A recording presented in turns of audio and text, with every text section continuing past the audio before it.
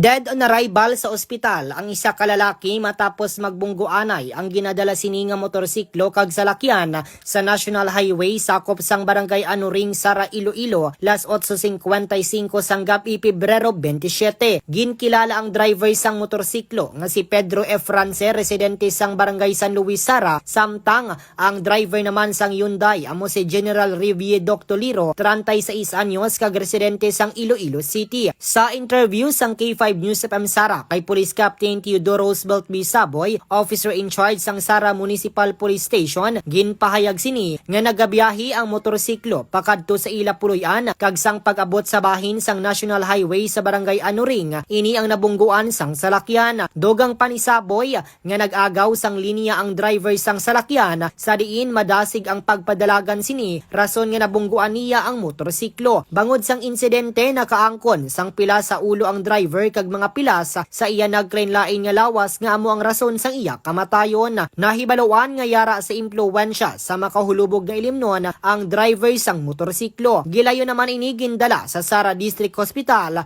apang gindeklarar na nga patay. Sa karon nag-areglohan ay na magtimbang nga bahin sa diin hindi na magpasaka sang kaso ang pamilya sang biktima batok sa driver sang salakyan. Balita nagikan diri sa Quinto Distrito. Ini naman si K5 Rajic Lazuelo Imayo para sa kampiyon nga balita. Serbisyo publiko kag kalingawan sa Quinto Distrito. K5 News FM. Ang ining nga balita ang ginadulong sa inyo sang DTX Coffee Mix. Himo sa natural nga sangkap pareho sang amarkuso, chia seeds, sugared cane extract powder. DTX Coffee Mix. Nakakapi ka na, naka-detox ka pa.